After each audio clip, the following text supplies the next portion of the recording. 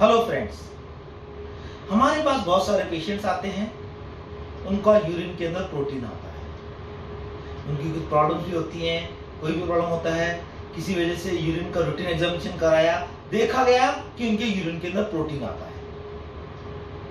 तो आज इसी के बारे में बात करेंगे कि नॉर्मल प्रोटीन कितना आता है, कितने ज्यादा तो उसको हम प्रोटीन यूरिया बोलते हैं, उसके क्या इंडिकेशन होते हैं कि प्रोटीन यूरिया आ रहा होता है तो उससे क्या क्या हो सकता है, क्या उसके साइड सिम्टम्स होते हैं, क्या उसके कारण होते हैं और कैसे उसका ट्रीटमेंट किया जाता है। जैसे हम लोग एलोपैथी में ट्रीटमेंट करते हैं, एलोपैथी में जो कोई भी हम ट्रीटमेंट करते हैं एविडेंस बेस्ड पे ही करते हैं कि क्या उसका एविडेंस है, उसके आधार पर ही हम लोग ट्रीटमेंट देते हैं। उसी के आधार पर हम लोग डायग्नोसिस करते हैं, इन्वेस्टिगेशन कराते हैं, उसके बाद ही हम ट्रीटमेंट करते हैं। अदर जो पैथीज होती हैं, जो मेडिकल अदर पैथीज होती हैं, उनके अंदर केवल प्रोटीन यूरिया देके ट्रीटमेंट स्टार्ट कर देते हैं। सब कि जो कोई भी कारण हो, सबका ट्रीटमेंट वो एक ही देते हैं। उससे पेशेंट को अदर प्रॉब्लम हो जाती है और किडनी ठीक नहीं हो पाती है और प्रोटीन यूरिया कभी कभी बढ़ भी जाता है। तो आज डिटेल में इसके बारे में बात करेंगे। मैं doctor Mukesh Kumar Vijay, senior consultant urologist and endologist in Kolkata. आज बात करते हैं प्रोटीन यूरिया। हमारे शरीर से किडनी के थ्रू प्रोटीन डेली निकलता है। नॉर्मली ये प्रोटीन एल्ब्यूमिन होता है, जिसकी क्वांटिटी 30 मिलीग्राम पर डे के करीब होती है। उसके अलावा अदर प्रोटीन्स भी निकलते हैं, जिनकी क्वांटिटी 200 मिलीग्राम पर डे के हिसाब से निकलती है। पर मेनली जो प्रोटीन निकलता है नॉर्मली पर्सन में, वो एल्ब्यूमिन होता है। लेकिन जब ये प्रोटीन भी 200 मिलीग्राम से ज्यादा निकलता है तो उसे हम प्रोटीन यूरिया कहते हैं। इस प्रोटीन यूरिया के बाद में हम लोग कभी कभी पेशेंट का यूरिन का ACR, एल्ब्यूमिन क्रिएटिनिन रेशियो भी निकालते हैं और वो 30 से ज्यादा है तो उसे हम प्रोटीन यूरिया कहते हैं। जो कि एक स्पॉट यूरिन का सैंपल लिया, उसमें हम चेक कर सकते हैं।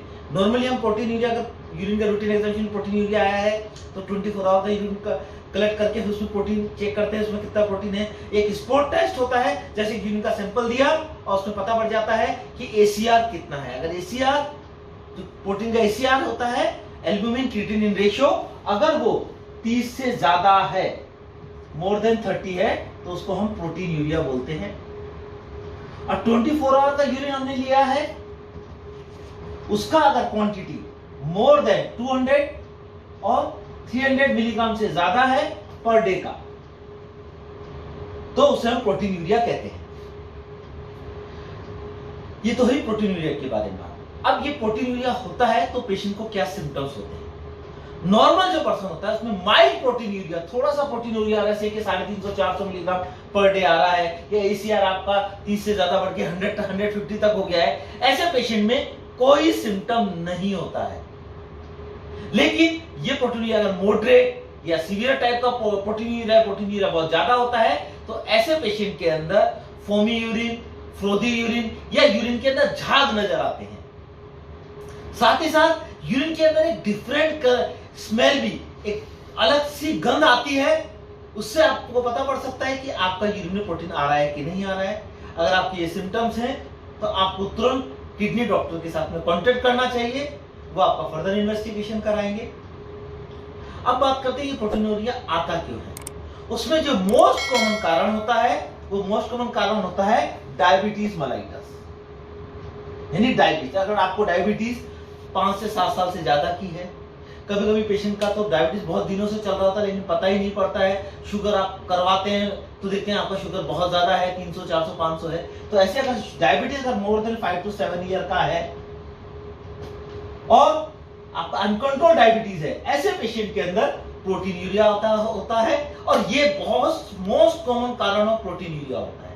हाँ, जितने पेशेंट्स आते हैं उसका 40% पेशेंट डायबिटीज के ही होते हैं।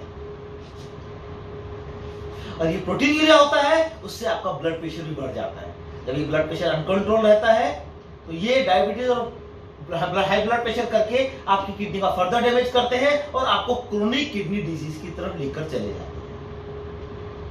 इसके अलावा अगर आपका ब्लड प्रेशर है, आपने कभी कंट्रोल नहीं किया है, तो भी आपको प्रोटीन यूरिया हो सकता है और आप किडनी फेलियर की तरफ जा सकते हैं। सेकंड मोस्ट कॉमन कारण, ये तो फर्स्ट मोस्ट कॉमन कारण हुआ डायबिटीज और हाइपरटेंशन। दूसरा मोस्ट कॉमन कारण होता है primary kidney disease. Primary kidney disease में क्या होता है, आपकी जो किडनीज होता है उसके अंदर कुछ ग्लोमेरुलोनेफ्राइटिस हो जाती है। जैसा आपको पता है आपकी किडनी में ब्लड जाता है, वहां नेफ्रॉन्स होते हैं, नेफ्रॉन से यूरिन छन के यूरिन तैयारी होता है, उसके थ्रू प्रोटीन अगर ज्यादा लग जाता है तो उसमें अगर वो प्राइमरी जो नेफ्रॉन का कुछ प्रॉब्लम हो जाता है डायरेक्टली, जिसे हम ग्लोमेरुलोनेफ्राइटिस कहते हैं, नेफ्रोटिक सिंड्रोम कहते हैं, उसकी वजह से भी आपको प्रोटीन यूरिया होता है और उसकी वजह से आप किडनी फेलियर की तरफ जा सकते हैं।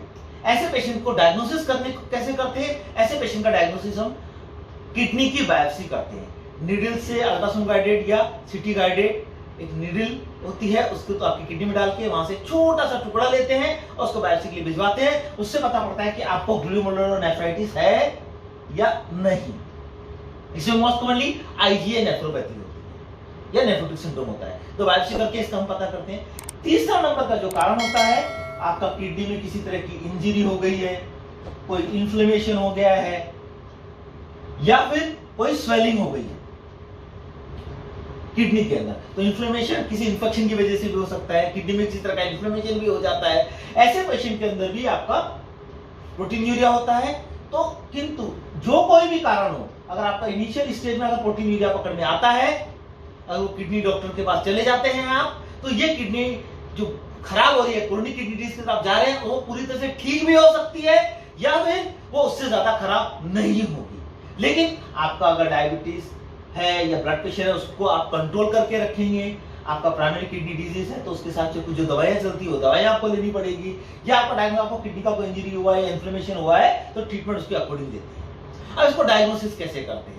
यूजुअली पेशेंट हमारे पास आता है, कुछ पेशेंट बोलते हैं रूटीन टेस्ट करवा के आते हैं, कुछ पेशेंट्स होते हैं जो कि रूटीन टेस्ट नहीं करवाते हैं लेकिन उनका यूरिन फोइमी होता है, फ्लोदी होता है, झाग जैसे यूरिन हो रहा है, यूरिन के अंदर कुछ दिनों से बहुत डिफरेंट टाइप की स्मेल आ रही है, उसको लेकर आते हैं। तो हम लोग यूजुअली पेशेंट का 24 आवर का यूरिन का प्रोटीन टेस्ट करवाते हैं, या फिर हम उनके एसीआर करवाते हैं, स्पॉट टेस्ट, यूरिन का स्पॉट टेस्ट होता है, एल्ब्यूमिन क्रिएटिनिन रेशियो।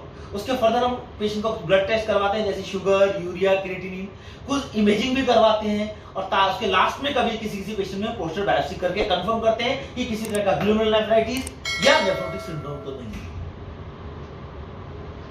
अगर आप यंग पेशेंट्स होते हैं, यंग पेशेंट के अंदर मोस्ट कॉमनली हमको जो कारण मिलता है वो प्राइमरी किडनी डिजीज मिलता है, ग्लोमेरुलोनेफ्राइटिस। और आपकी एज मिडिल एज है, 40 से लेके 60 के बीच में, 50 के बीच में है, तो ऐसे पेशेंट में हमको इन्फ्लेमेशन ऑफ द किडनी मिलता है। लेकिन जो एल्डरली पेशेंट्स होते हैं उसमें मोस्टली पेशेंट डायबिटीज से होते हैं या हाई ब्लड प्रेशर के होते हैं।